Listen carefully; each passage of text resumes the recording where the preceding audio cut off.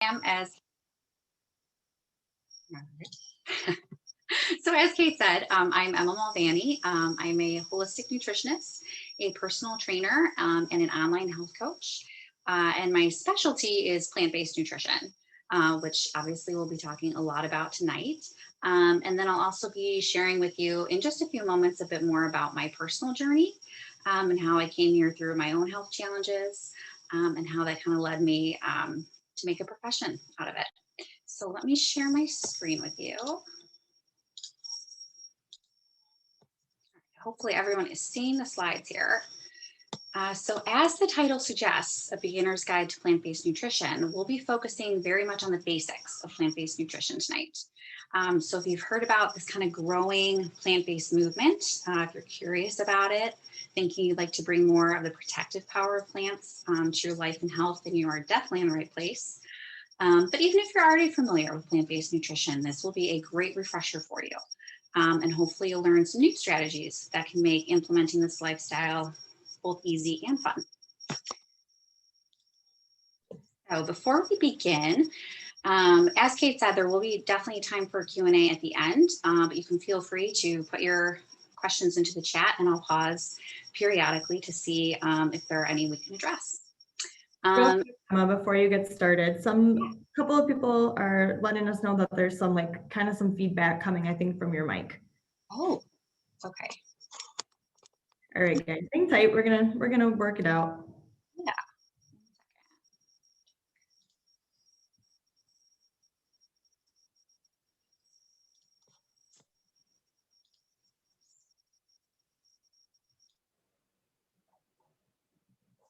Is that better? Yeah, I think so. Okay. I just switched mics over, so hopefully that'll work. All right, I'm sure they'll let us know. Okay. Thank you. Thank you for letting me know because no one wants to listen to that the whole hour. So where were we? All right. So also you can feel free to jot down this link or it is also available on the front of your handout. But if you are missing the handouts, definitely jot this link down, emholisticwellness.com/Algonquin, because the handouts are on that page. Along with a few recipes for you and then some additional worksheets to kind of help you begin implementing the information from tonight. And then the slides will also be available afterwards as well. So if you don't have the handouts, they will be there for you. As I said, the slides will be available, but grab a notebook and pen just in case there are some takeaways that you'd like to jot down. And then finally, just a little note from me is that, so if you could bear with me, I am in my 3rd trimester of pregnancy with a baby kind of crushing my lungs. So I will pause periodically just to take a deep breath. So just bear with me there if you could.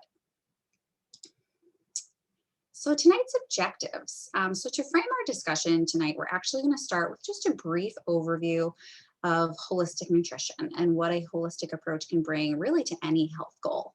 And I do this because it's really, a holistic approach is the perfect complement to plant-based eating and is part of what is going to make the transition to a more plant-based diet easy and more individualized for you.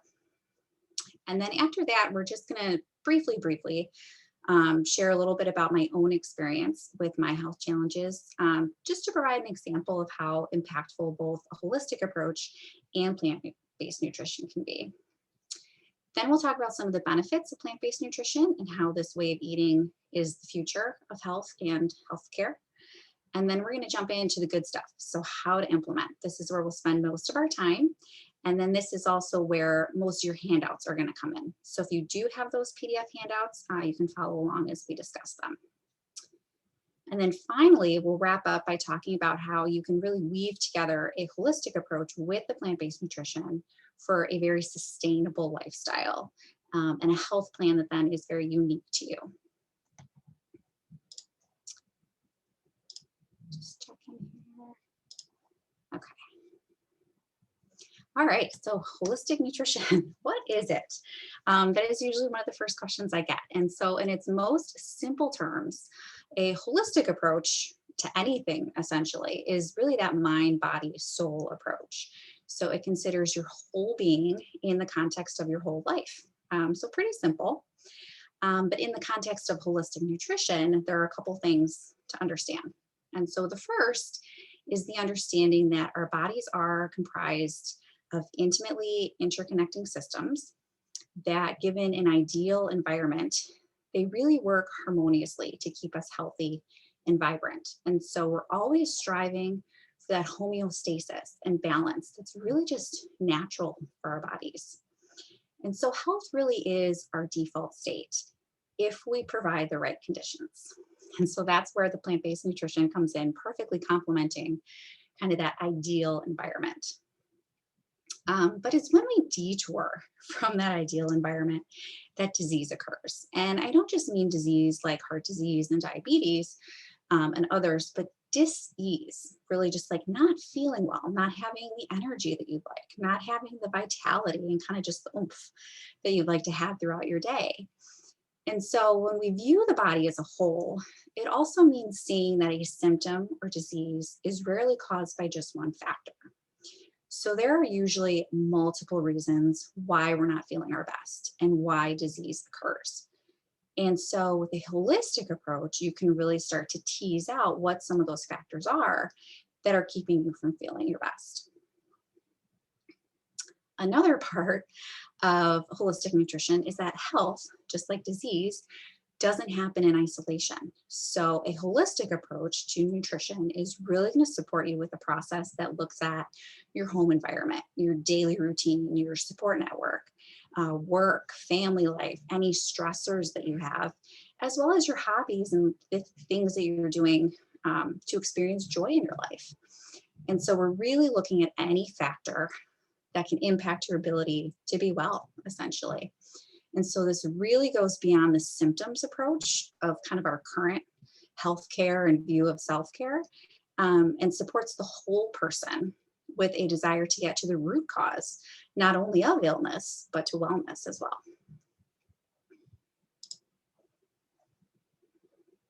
And so one of my favorite things, kind of why I came to holistic nutrition myself, is that it's one size does not fit all.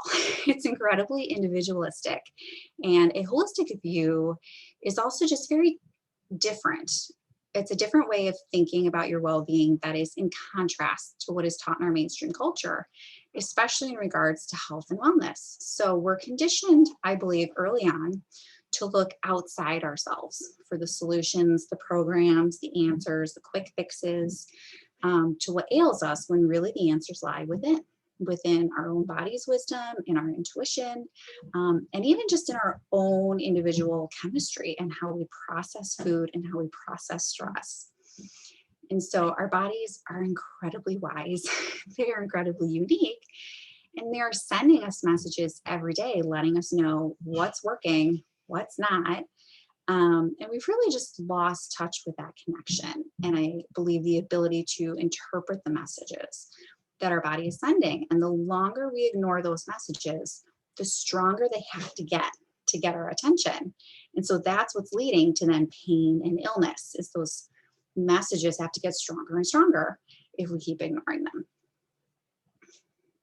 But as you engage in some of the practices and tools that are part of a holistic process, plant-based eating kind of being one of them, we can reclaim that connection.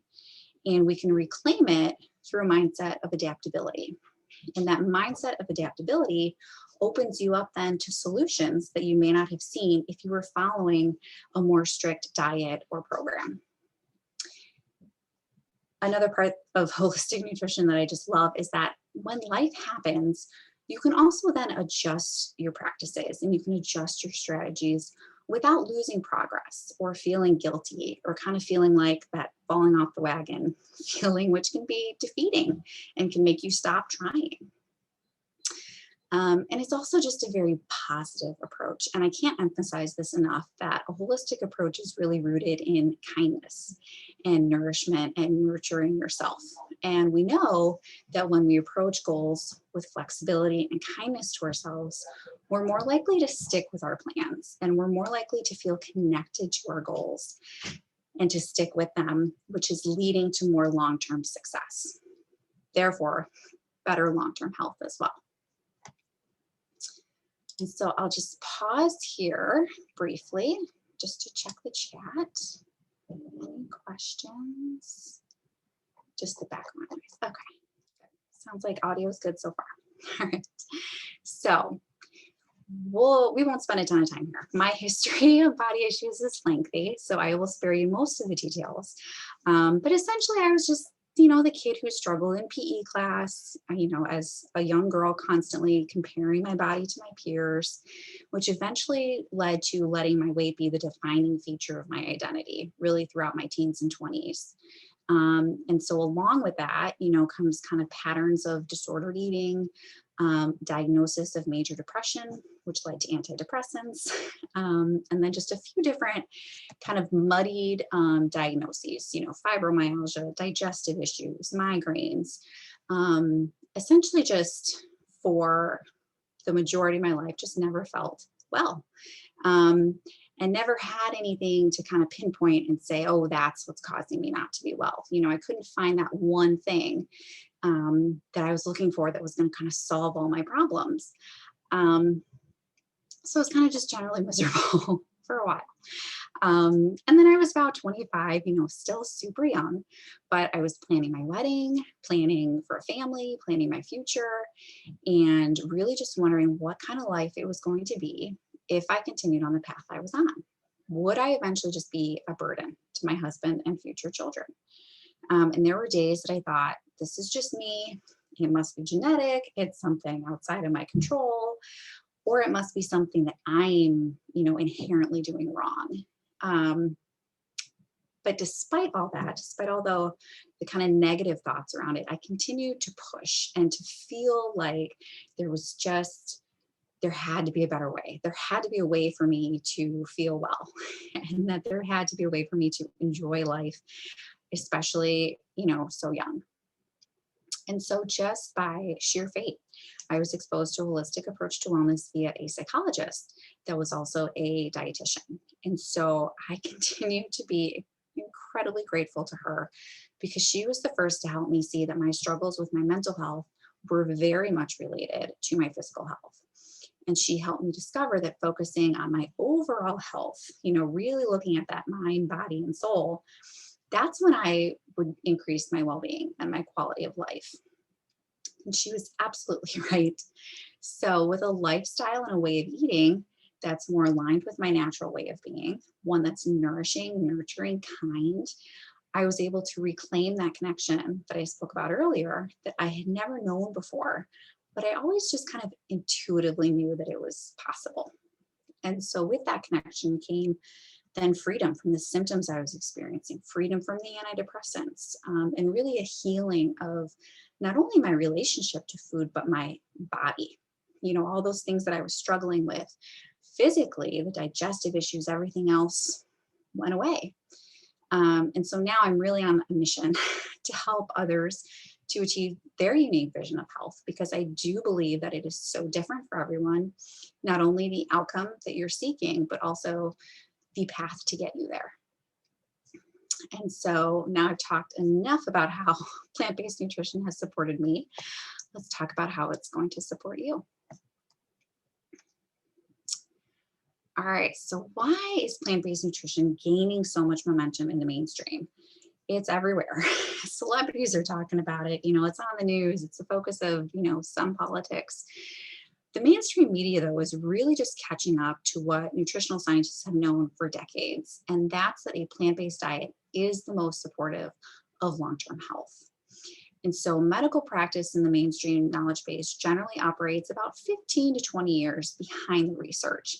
It's just how long it takes, especially in the US, for findings to make their way into procedure and practice. So we're catching up, which is really encouraging.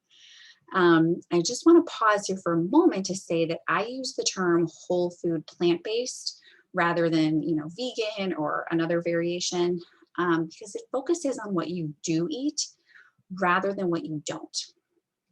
And it also qualifies the types of food consumed by placing that whole food at the center. So that's really making health the focus rather than weight, a specific food group, diet trend, restriction of any kind. again, we're focusing on the positive and the things that that will nourish you, not things that need to be eliminated. I also prefer to use it just instead of vegan, because vegan is considered very much a lifestyle where you don't utilize any animal-based product anywhere in your home. So clothing, household items, etc. And nutritionally, it's also very easy to be a junk food vegan.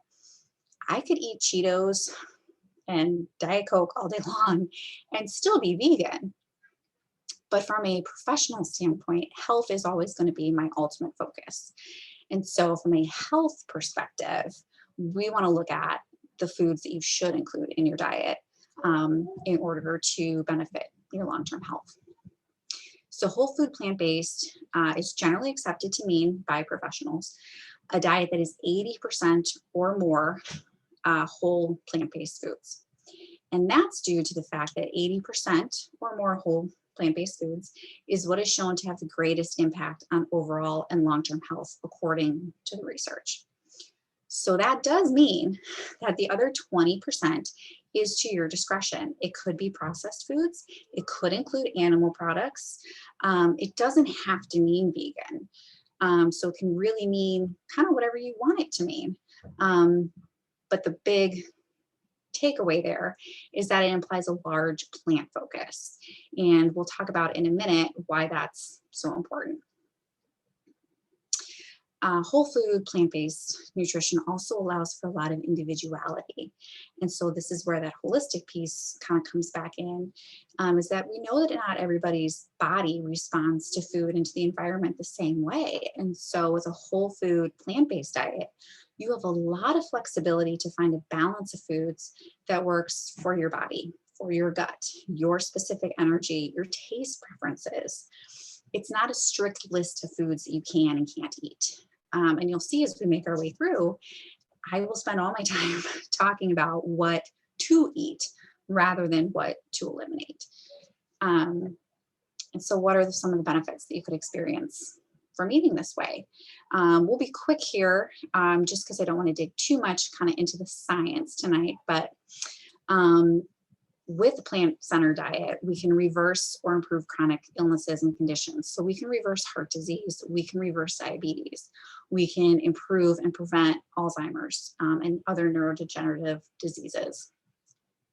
We can prevent cancer, we can put it into remission, we can control and often cure inflammatory and autoimmune conditions.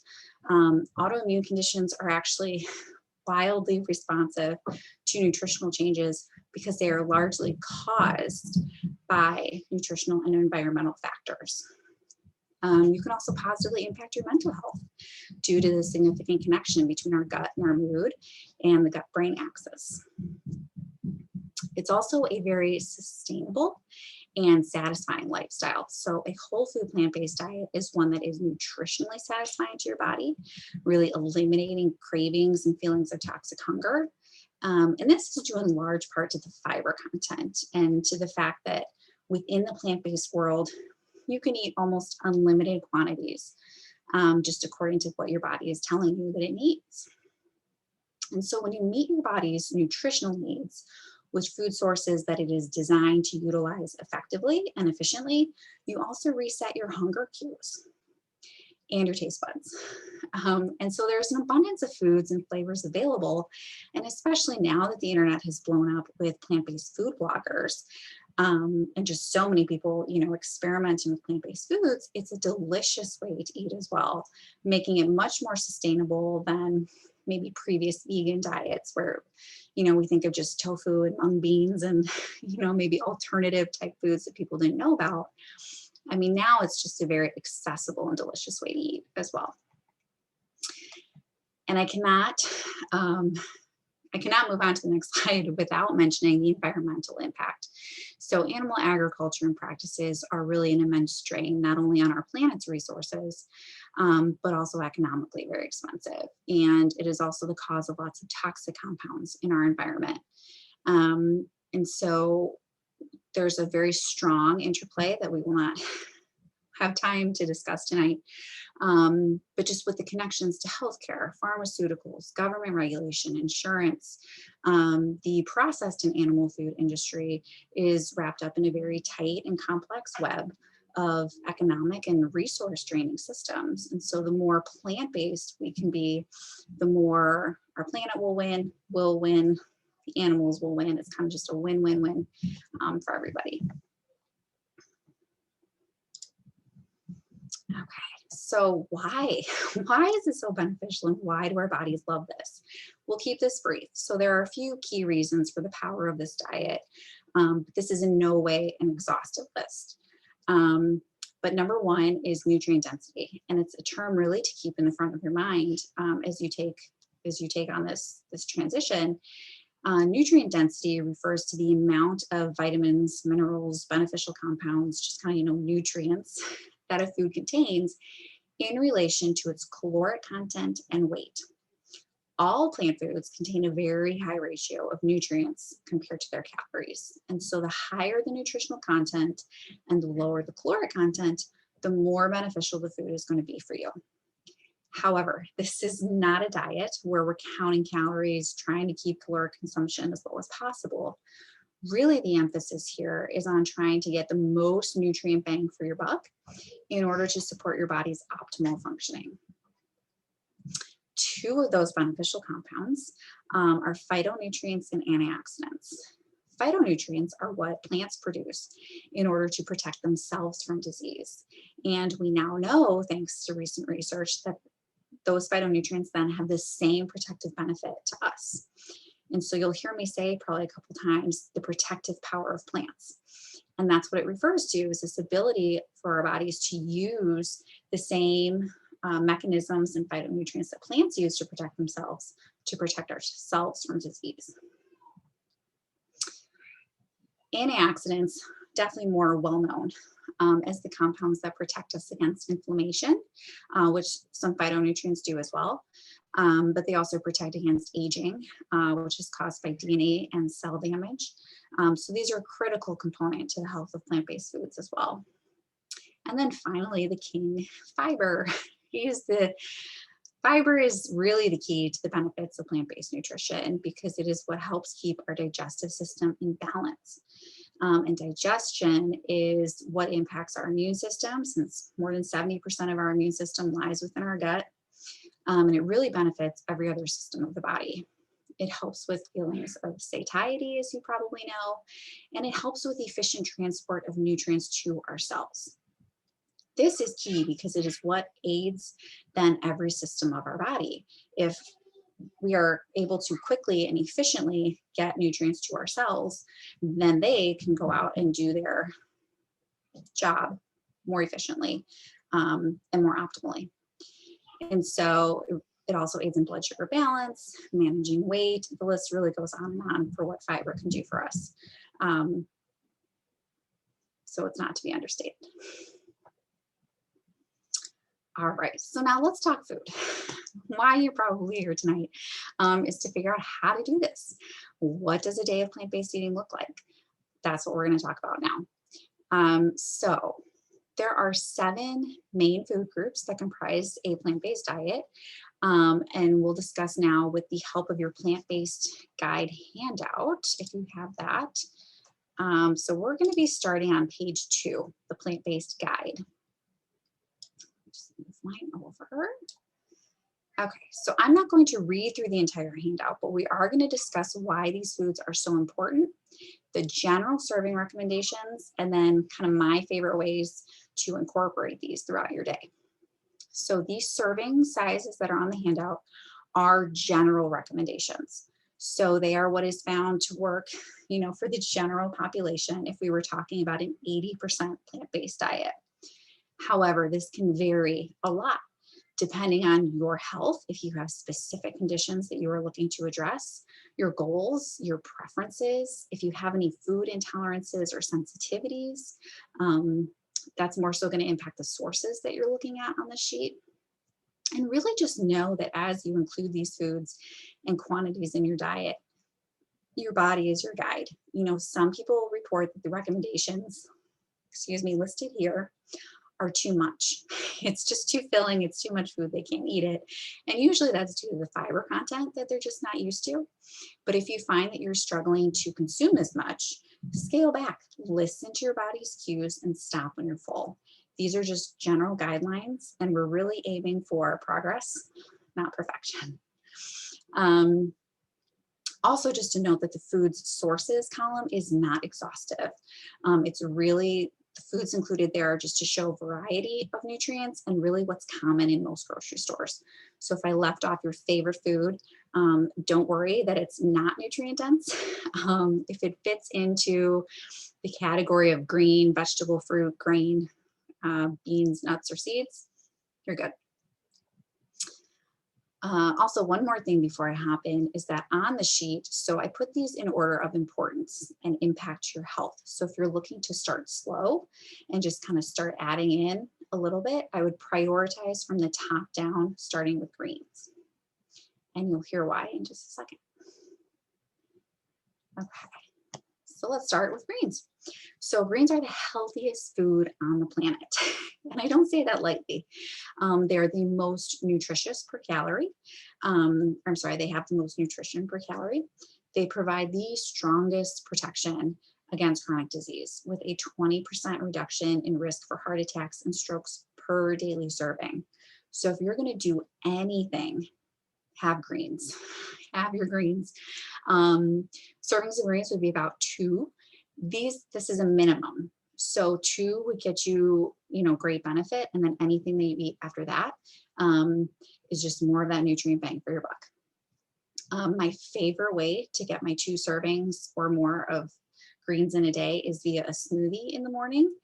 Spinach and kale is excellent in a smoothie because you put a banana and a couple fruits in there, you won't even notice that there's spinach or kale in it. So those are my favorite ways to do it. Second is really just having, you can make this super easy on yourself and just have like a side salad with your lunch.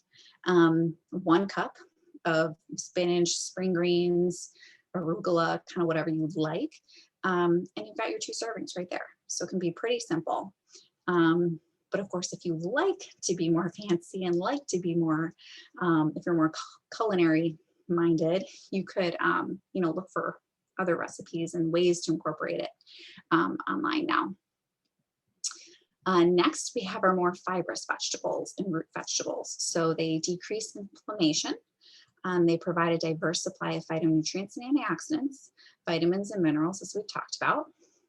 They're also great for lowering cancer risk, and they protect against heart disease, diabetes, and they greatly benefit your gut, your microbiome. So fibrous and root vegetables are excellent probiotics and provide a very nice diversity of bacteria for your gut, not only based on the fact that they just kind of inherently based on what they are being plant foods, but coming from the ground, depending on where they are grown and the practices around the growing methods, you can get a diverse array of bacteria through the soil as well.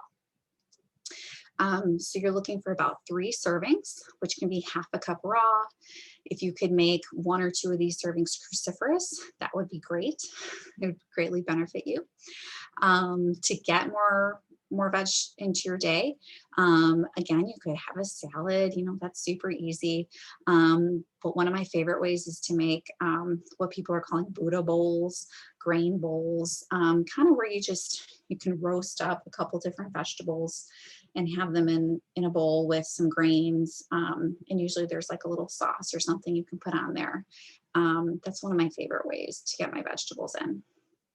There are also a few more recipes listed on that website link that I gave you that can help kind of round out your vegetable intake if you want to take a look at those recipes. Next is fruit. Don't be scared of fruit. Fruit is your powerhouse for anti-inflammatories due to the high level of antioxidants, and they are a potent protection against cancer. They're going to boost your immune system. They really protect your brain and liver, and that's largely due to their anti-inflammatory effect, because inflammation really is at the foundation of almost all of our chronic illnesses that we're facing today. So try and get at least 3 servings in. That could be, just 1 medium fruit, or it could even be a 1/4 cup of dried fruit, as long as there's no sugar added. Again, fruit is super easy. It's convenient as well. It's really easy to grab a banana or an apple and just take it with you. Also nice as a dessert. As you incorporate more plant-based foods, your taste buds will change. And you will find that the added sugar and the added fat in processed foods is often too much. And so eventually you might be preferring fruit as a dessert over something like a cookie or cake or kind of whatever your options are right now. All right, next is whole grains. Whole grains reduce the risk of heart disease, type 2 diabetes, obesity, and stroke. Eating whole grains is linked to significant reduction in inflammation. And those who consume whole grains tend to live significantly longer than those who don't, independent of other factors. This is largely due, we're speculating, to the influence that it has on, again, your gut, which we know, inflammation, immune system, your gut is kind of the powerhouse of everything that's going on with your health. So take care of your gut and your body will take care of you. And so for whole grains, you're looking for about 2 to 3 servings. This is generally where people feel like it's too much. So you could start out with 1 serving and see how that feels over the course of your day. I love to make all my whole grains with vegetable broth instead of just water, because it adds some flavor to it and kind of gives it some more life and some more body. And so then it can hold up better against, some vegetables and kind of whatever else you want to add to it. And again, kind of another way that I love to get whole grains in is with a grain bowl, which is very much like a Buddha bowl. It's got a bunch of different elements, and I usually like to add some beans with it, and then just kind of a little sauce on top. I was gonna say, with whole grains, you could also get your serving in via oatmeal is a great one. If you get a bread that's like an Ezekiel bread or a sprouted grain bread, that's a great source of whole grains. I wouldn't recommend all 3 of your servings are that way, but it's great for 1 or 2. Beans and lentils. So this is my favorite because this is where I get to talk about protein. So beans and lentils are loaded with protein. They also are where you get a lot of your trace minerals. So they have iron, they have zinc, fiber, folate, potassium. They're very low in saturated fat, and they're sodium and cholesterol free. And so 1 or more daily servings is associated with a significant reduction in cancer risk because they're also anti-inflammatory. And again, they are probiotic. Some beans are also prebiotic. So again, you're nurturing your gut there. Some of my favorite ways to get beans in, 2 to 3 servings. Again, this is something where people usually start at maybe 1 to 2, kind of see how they feel, and then scale up or down, just kind of depending on how their body's receiving it. Bean burgers and burritos are probably my personal favorite way to get these in. Also because they're just super versatile and there are so many variety of beans that you can really not get bored. So I'll go through phases where I love a good cannellini bean. And so make, kind of a big batch of those and use them throughout the week. Obviously black beans, kidney beans are, super easy in burritos and things like that. They're also great, obviously chilies, soups. The recipes for what you can do with beans are plentiful at this point. And then nuts and seeds. So nuts increase your body's ability to absorb the other nutrients in plant foods. They also protect brain function, support hormone health by providing the omega-3 fatty acids and critical minerals, really that Americans are so often deficient in. We are really just not getting the amount of nutrients that we need. And nuts and seeds can really provide the minerals that we're missing. So they also reduce stroke risk and benefit weight loss. And so for nuts and seeds, kind of depending on your needs, could be 1 to 2 servings. These are also super easy to get in, just even as a snack, you know, having a small handful with your fruit, or having a small handful just kind of as you're walking around throughout the day. You can put it in a trail mix. You could even incorporate it into a smoothie. I love putting hemp seeds and chia seeds in smoothies. You could have a nut butter, you know, every now and then. You could put that on a rice cake or put it on your toast, or you know, if you really love it, you could just lick it off the spoon and there you go. As long as it's one with no added sugar and not roasted nuts. So essentially what you're looking for in a nut butter is one that just says nuts, maybe some salt sometimes. But if those are the ingredients on there, then, you know, you could utilize that as a serving. And finally, it's a little bit of a cheat to say it's a group, but spices really do deserve their own kind of moment in the sun. Spices not only offer a delicious variety of flavors for your meals, but they're packed with anti-inflammatory properties. And so that's why I really give them kind of their own space. Because if you're not incorporating more spices into your just daily intake, you're really missing out on some great anti-inflammatory and antioxidant properties and flavor, honestly, as you get further into this kind of plant-based journey and cooking for yourself.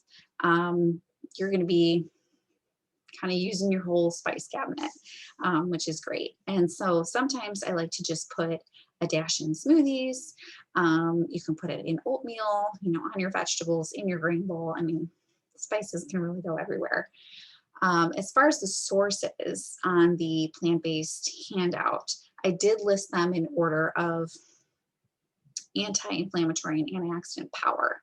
So turmeric, people are kind of hopping on this bandwagon. It is as great as you think it is and as you've been told. So that's a great one to incorporate, but it's not always to people's taste preferences. So there's also ginger, cinnamon, oregano, is a powerhouse for anti-inflammatory. Rosemary and basil are great as well. And really can't go wrong with any spice. It's going to have some form of benefit for you.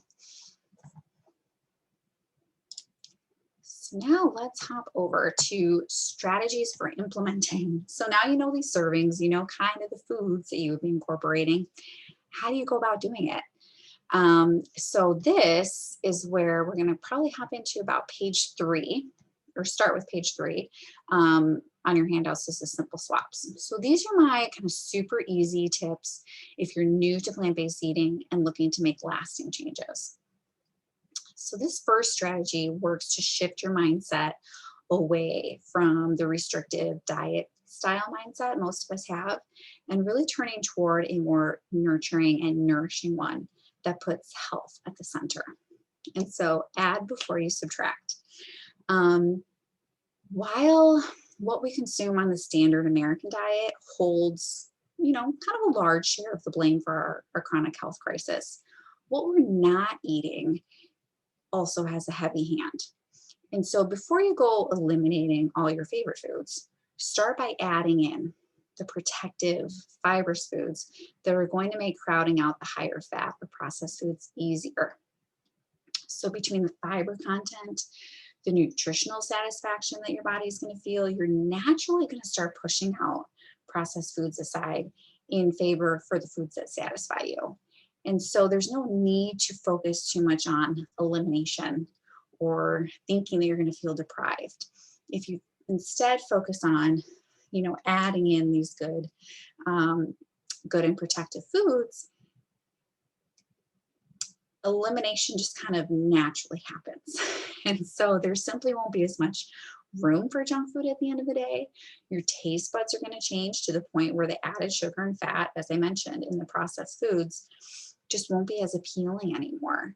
And then I can't not say that focusing on adding instead of subtracting, honestly, is just a more enjoyable way of eating. And when you enjoy what you're doing and you enjoy the process, it's then more sustainable. And so you're going to stick with it, and you're going to enjoy more of the benefits of this way of eating and kind of this lifestyle.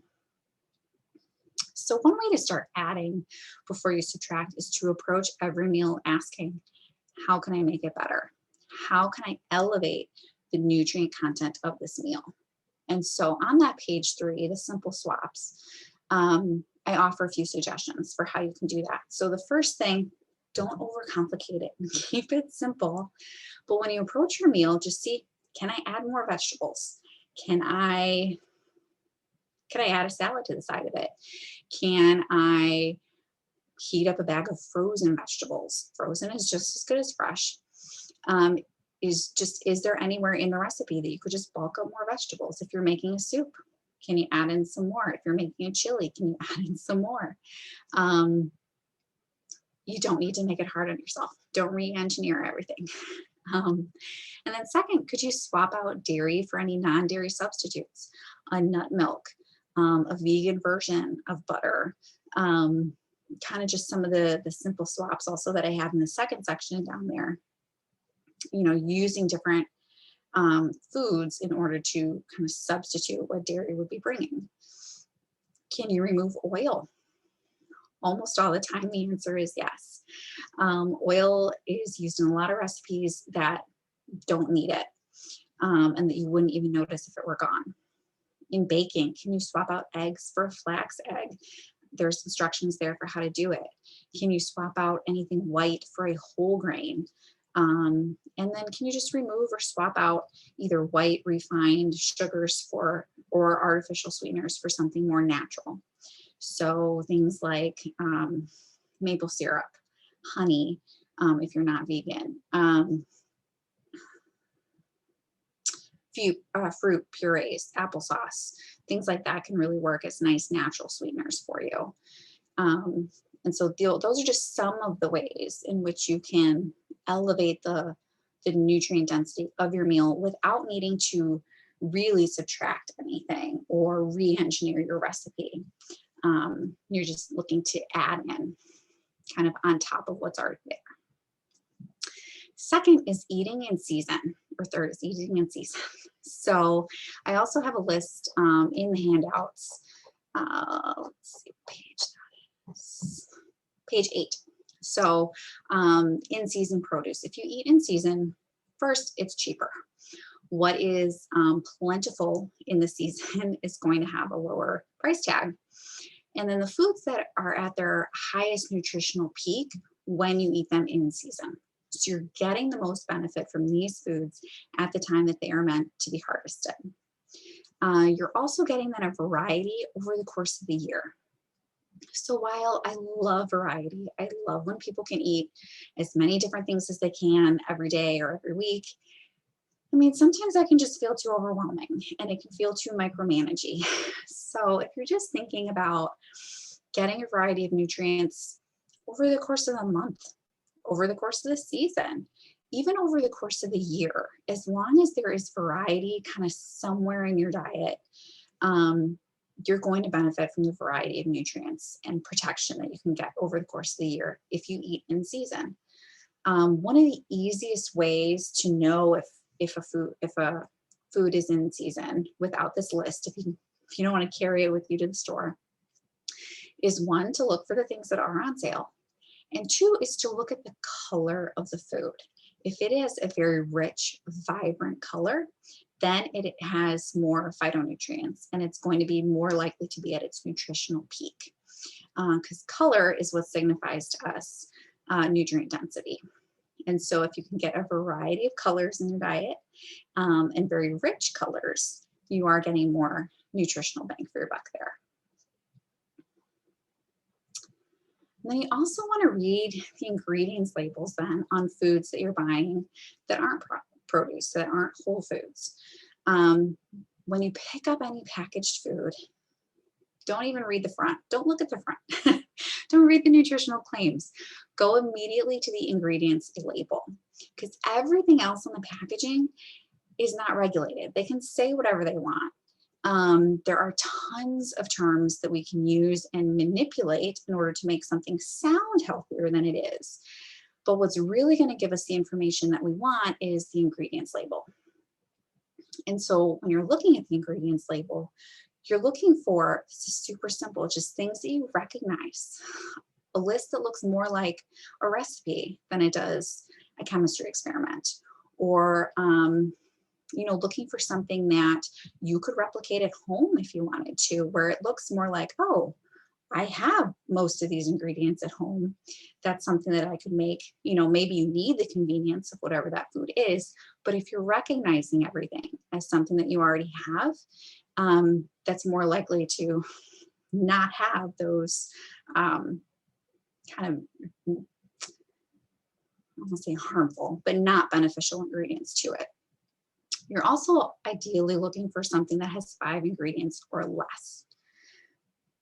That's not always possible. Sometimes in life, we just need convenient options. We have a taste for something that we really just want. So if you are looking at an ingredients list that's a little longer, within the first 5 ingredients, we at least want to avoid oils of any kind, sugar by any name, which it has over 70 different names. So that can be tricky. But then we're also looking for white or enriched flours. And why we're trying to avoid those in the first 5 ingredients is because it's an indicator of how processed the food is. And the more processed it is, the more it's lacking in nutrient content. It's also indicating the presence of excitotoxins. And excitotoxins, without getting too deep into it, they trigger an addictive response to food. So it's what makes us keep coming back for the chips. It's what makes us have the cravings for ice cream at certain times of day, or it's really just kind of that, it's those chemicals that really trigger that addictive response that we feel like maybe we don't even have control over. You know, you're not hungry, but you just want XYZ. So if you can avoid those ingredients within the first 5, you're probably doing yourself a service, just elevating kind of what you're looking at over something more processed. Okay, and then also just preparing for success. So anytime that we embark on anything new, we have to do a little bit of preparation. And a couple of the ways that we can do this is by stocking your pantry. So there's nothing really more frustrating than going to make a recipe that you just found, being excited about it, and looking forward to it, and not having everything that you need. So take a look at that pantry staples list, which is also included in your handouts, and see what you can add to your cupboards to round out your plant-based options. What's great about the list that I compiled, and really just plant-based foods in general, is that they're not large investments. Often, especially if you're sticking with that kind of whole plant-based foods label, it's a cheaper way to eat. You know, it's very minimal investment to buy beans, to buy even bulk grains, you know, to really kind of round out your cupboards at home. It really doesn't take that much of an investment. So you can feel okay, hopefully, taking the risk and trying out something that maybe you haven't in the past, especially when it comes to like the grains and beans, very cost effective. Another way to prepare is to, as you're kind of putting this into practice and trying different things out, is compiling your own go-to meals list of recipes that you try and like, or convenience foods that you've tried and you've kind of done the research on, easy meals that you can make really without having to think about the recipe. So it's not something that you have to like really sit down and plan. These are like, it's just an easy list. You can pick something off of it. You know that you have those foods pretty much all the time, and you can just start making them. Okay. All right, I'm going to pause here just for another moment to check questions. So let me see. Are green beans in the green category? So great question. Green beans would actually be in the vegetable category. So, and I guess it kind of depends how you're going to eat them. most of the time people do eat them with kind of the whole shell part around them. So that is considered vegetable. Things like a split pea or green peas are in the lentils group. So, but again, I also want to emphasize that you don't have to track too closely or, micromanage kind of those categories too much. If you're kind of having a variety throughout the day, hitting a bunch of different vegetables, hitting a bunch of different beans, and also just kind of following what your body needs, you will be nutritionally taken care of. Do you need to eat from each category every day? So that's, largely up to you. It really depends on your goals. If you want to be a 100% plant-based person, then yes, you would be eating from all those categories every day. The way that I design the sheet and the way that it's recommended is that you would be eating from each of those categories every single day, with those servings in mind, to get the most nutrition per day. If you didn't want to eat from every category, if you didn't want to have any grains one day, that's totally up to you and, to your prerogative. But if we're talking about trying to cover all your nutritional bases, it would be best to have at least 1 to 2 servings for all of those groups. Especially because if you're going to be eating 80% plant-based, you're going to want the fiber and kind of the bulk that those plant-based foods can provide for you. Okay, I'm going to save a question that just came in for the end. Okay, so let's get into kind of bringing it all together. So anytime we make a change, anytime we're trying to implement any kind of behavior modification into our life, it's going to take a little bit of preparation and planning and thinking through how these changes are going to work in your daily life. And so this is where you're going to kind of put on your own holistic health hat, and think about the areas of your life where you can make changes to support your goals. And where might there be obstacles? Where can you find support? What new habits may help make lifestyle changes easier for you? Any dietary or behavior change has to fit your lifestyle, not the other way around. Because if we want to make a lifestyle change sustainable and supportive of your health and life, then it needs to work for you. You can't re-engineer your life around a specific, diet or change that doesn't work for you, kind of long-term too. So my big kind of message here is be patient. You can go slowly, you can start small, you can start just adding in a few things, but also be curious. I say this with a little hint of caution is, let Google be your friend. Maybe not for all the information, but when it comes to recipes, when it comes to, kind of just seeing how other people are doing it, especially if you can be mindful of the sources that you're looking to for information, especially finding out, what someone's credentials are, what their expertise is, and their educational background, kind of their credibility for being able to share the information. There are tons of resources out there now to help people make this more sustainable for their specific lifestyle. And then, don't be afraid to start small. Don't be afraid to experiment and find what works for you. And, it's very tempting to jump all in. And if that's your preference and it's worked for you, then great. But if you're really looking to reestablish that connection with your body, especially if you have any repair to do as far as disease or illness, starting slow and giving it time, and really being open to kind of that idea of trial and error, will really serve you well as far as sustainability and really making this, a lifestyle change, not just kind of a diet that you're following. And then also you can really develop habits that work for you around the knowledge of what works for you. And so eventually it just becomes the way that you live. And there's not as much preparation, there's not as much thought that has to go into it. So even if it seems like there's a bit of work up front, know that it will quickly become second nature, especially as you experience positive changes that are hard to let go of.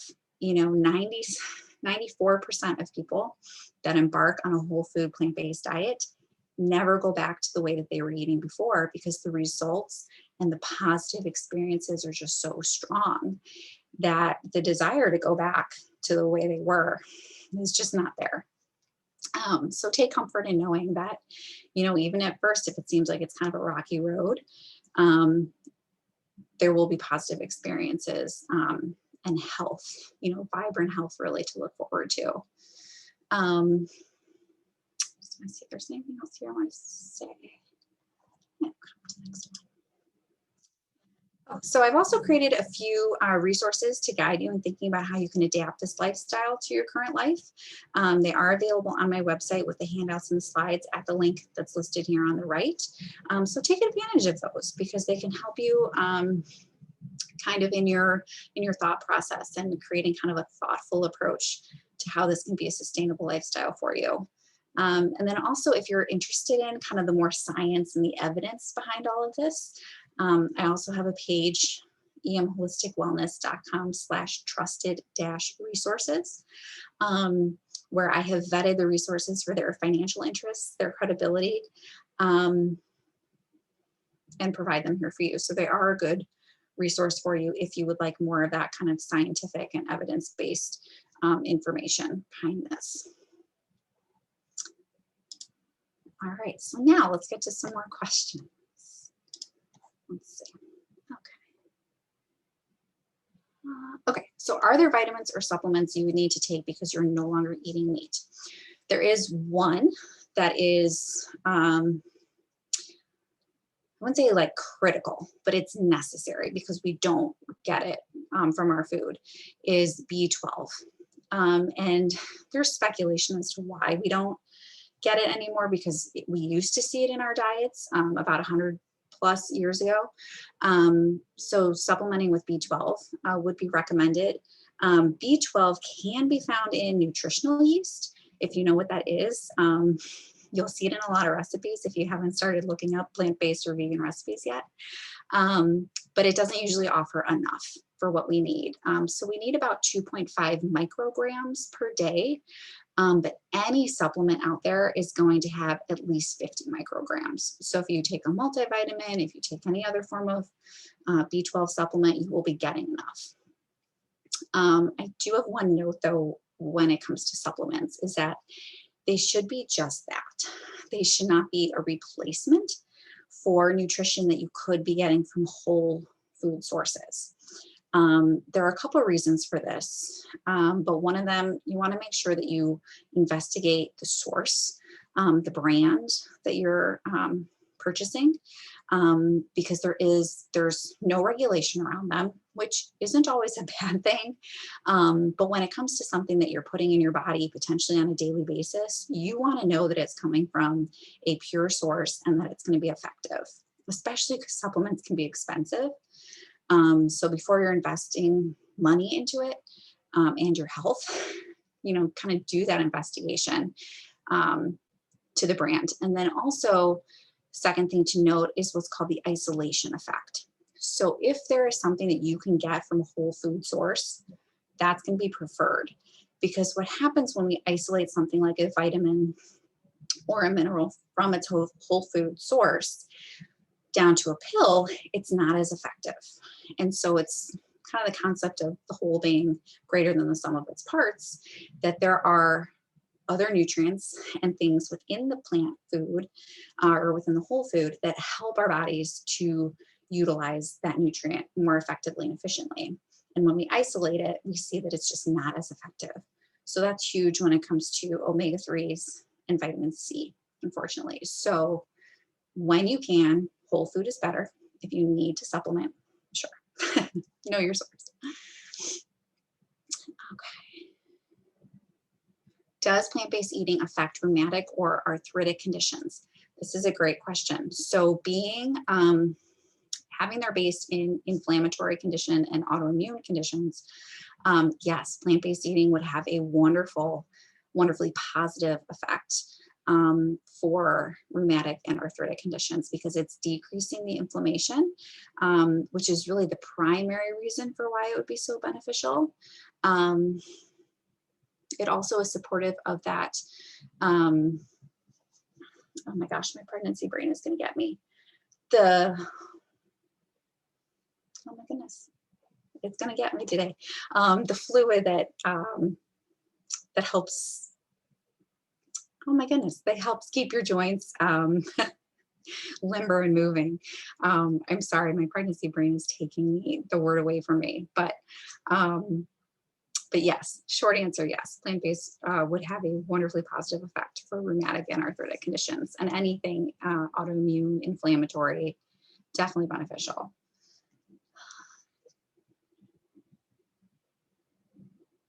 Oh, that's great. Oh, would love to know the source of the reference that 94% of folks starting a whole food plant-based journey continue. So yes, the source that I got that from is from the How Not to Die book.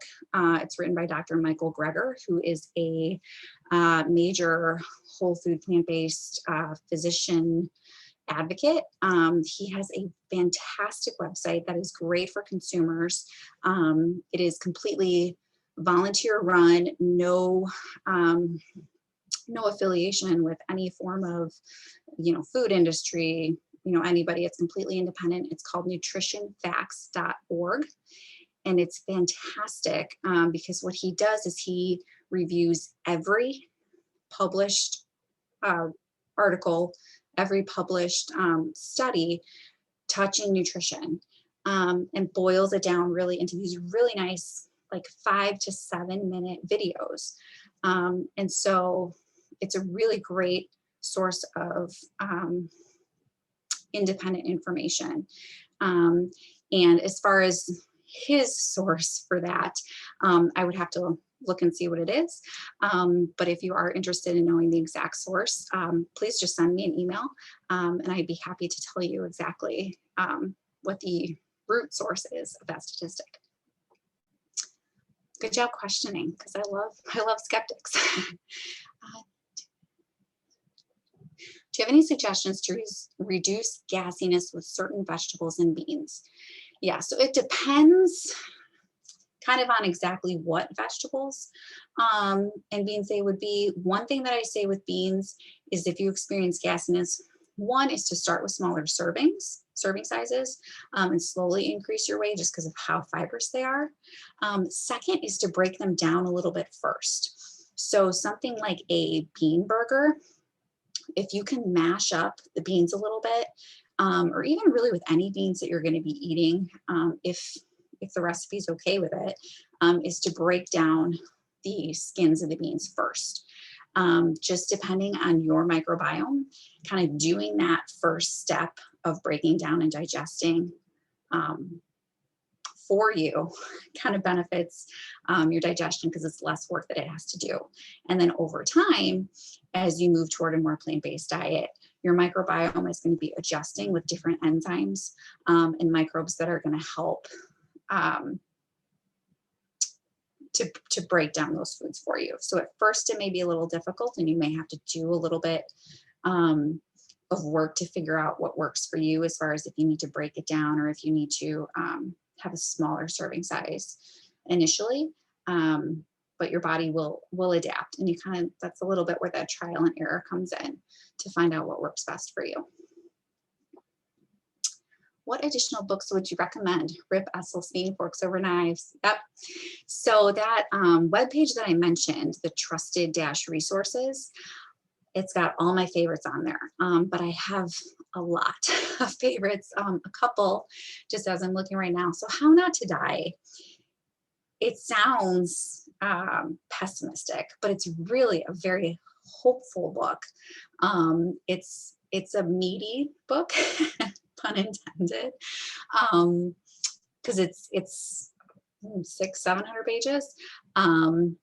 but it has just a fantastic review of the evidence for plant-based eating. And it's very digestible in that it's broken up into specific areas of concern. So how not to die from heart disease, diabetes, cancers, a couple different cancers. Great resource there. Another one of my favorites, is Whole by Colin Campbell. He's contemporary with Caldwell Esselstyn. So he is really kind of the father and the pioneer of this whole food plant-based nutrition research and even just approach, because he started, well, I won't get into it, but Whole is definitely one that I would recommend as well as his other one called the China Study, which is great for evidence. Kind of something that's a little more, again, digestible for consumers would be Hungry for Change. There's also a documentary around that. Very similar reading to Forks Over Knives. I could go on and on, so I will stop there and just say check out the trusted resources, because that has kind of all my favorites on there. And you'll see Forks Over Knives on it. Should the spices be fresh or dry? This is kind of variable. It depends on the spice. Generally, if you can get fresh for certain ones, some of them you're just, I mean, you can do ginger and cinnamon and things like that. You can get nice and fresh. Some of them, the way that they are harvested and processed, you would almost need to get them dry. But especially when it comes to herbs, if you can get them fresh, that is going to be better. However, having them dry is better than not having them at all. So if you're looking for kind of the spectrum, get fresh when you can, have dry over not using them at all. Do you have sample meal plans for breakfast, lunch, and dinner? So I do, as part of a product that I sell. I mean, I don't want to get into promoting myself, but you could check out my website, emholisticwellness.com. Every now and then I will post something as far as a sample meals on my Instagram feed as well. You could find, I do lots of recipes on there. I'm trying to think what other good resources there are. And then usually as part of like a consultation that I do with people, you would get kind of a sample meal plan as well. Synovial, thank you. If you didn't think pregnancy brain was real, now I hope you do. What are your thoughts on probiotics? So probiotics, again, as long as you are doing what you can to support your body with whole foods, probiotics can be a great supplement for you. It also depends on kind of what you're experiencing. If you have potentially some digestive upset or a dysbiosis, which just means an imbalance of the good and bad bacteria in your gut, probiotics can be very helpful. I would make sure that you're still including beans, lentils, vegetables, things that are naturally probiotic, along with a supplement form. And again, really important to know the source and the brand of your probiotics. You do want to have one that has at least 2 different strains of bacteria with at least between 6 and 10 billion units is what you'd be looking for. Funny that quote came from Dr. Greger. Sorry, I'm reading this all. I have this book, actually volunteer for his website. That is fantastic. I've never met anyone who volunteered for Dr. Greger before, so that is just beautiful. I'll have to track that down. Great. Okay, Forks Over Knives documentary is free on their website for their 10th anniversary. So there you go, a tip from Karen. Great, thank you. Oh, PCRM Kickstart has a meal plan. Yes, they do. So the Physicians Group for Responsible Medicine, they're a great resource as well when it comes to plant-based eating and especially the evidence behind it. They are also really great with sharing recipes, being supportive with their resources for how to transition to a more plant-based lifestyle. So that's great. Thank you for sharing that as well. How about organic items versus non-organic? I've heard about the Dirty Dozen Clean 15. Yes, so with organic items, if you can buy organic, yes, I mean, that would be preferred. However, buying non-organic, as long as you wash it, you can still get rid of about 87% of the pesticides and toxins that are on there. A super simple vegetable wash that you can use is just apple cider vinegar with water. And if you have a cleanly sourced, properly sourced essential oil, lemon, you can put a couple drops and you just kind of shake that up in a bottle and you can use that to clean your produce. When it comes to organic versus non-organic, unless you have a specific condition, such as maybe like a hormone condition, someone with hypothyroid or Hashimoto's, eating non-organic is going to be better than not eating the produce at all. So it's kind of that spectrum again, where it comes down to, if you can do organic, do it. If you can't, it's better to do the non-organic and clean it and eat it rather than missing out on all that protective power of the plant. But yes, the kind of following that dirty dozen as much as you can. So if you have it in your budget to prioritize a couple organic items, the Environmental Working Group does great work to kind of get behind their, to back up their recommendations. So that's a great tool to use to kind of know how to prioritize buying organic versus not.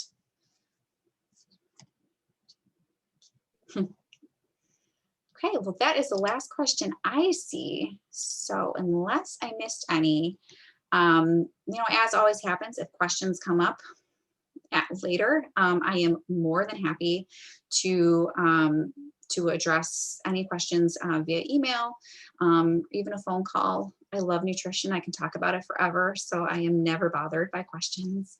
Yeah, so it has been my absolute pleasure to share this information with everybody. I hope you found it useful. And even if you're already familiar with plant-based eating, I hope you have at least one takeaway that you can implement after tonight. Thank you very much, Emma. That was fantastic. Looks like everybody's very appreciative, as they should be. For you guys that are still hanging around, there's going to be a short survey. It's going to pop up in your Zoom client on the webinar. If you could just fill it out for us, we'd really appreciate your feedback. And like Emma said, if you guys have any additional questions, you can send them to me even, and I will forward them on to her.